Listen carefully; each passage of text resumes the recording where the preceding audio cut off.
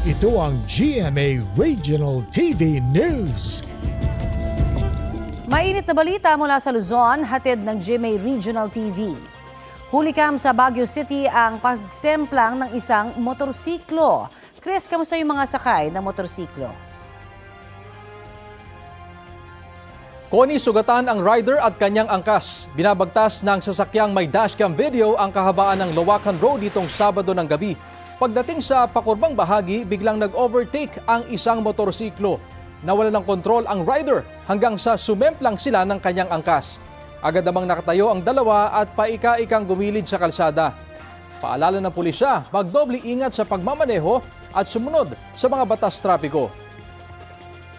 Nahulikam naman ang pagdaan ng hininalang Long March 12 rocket ng China sa airspace ng Palawan.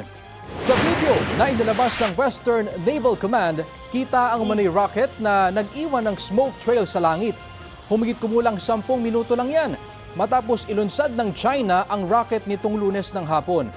Ayon sa Philippine Space Agency, malapit sa Puerto Princesa at sa Tubataha Reef ang natukoy na drop zone o kung saan babagsak ang rocket at debris nito.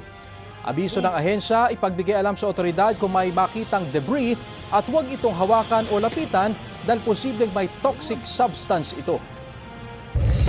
Ito ang GMA Regional TV News. Balita sa Visayas at Mindanao mula sa GMA Regional TV. Pinaiimbestigahan ng mga kaanak ng isang babae sa Lapu-Lapu, Cebu ang kanyang pagkamatay. Cecil, bakit daw? Rafi, nakitaan kasi ang 38 anyos na babae ng mga pasa at sugat sa iba't ibang bahagi ng katawan. Kwento ng kapatid ng babae, tumawag ang live-in partner ng kapatid niya para sabihing namatay sa atake sa puso ang babae. Pero napag-alaman din daw nila sa mga kaibigan at kapitbahay na sinasaktan umano ng live-in partner ang babae kapag hindi raw nakakapagbigay ng pera. Itinanggi naman ng live-in partner na pinatay niya ang babae. Itinuturing siyang person of interest ng pulisya habang hinihintay pa ang resulta ng autopsy. Tumaob ang isang bangka sa dagat na sakop ng Simunul, Tawi-Tawi. Sa video, makikitang nagpanik ang ilan sa 50 sakay nito na gustong makapunta sa likurang bahagi ng ML City North.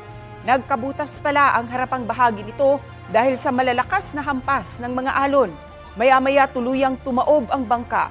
Ayon sa mga pasahero, hindi na sila nakapagsuot ng mga vest dahil sa bilis ng pangyayari. Dumating naman ang mga taga-Coast Guard, iba pang ahensya at lokal na pamahalaan para saklolohan sila.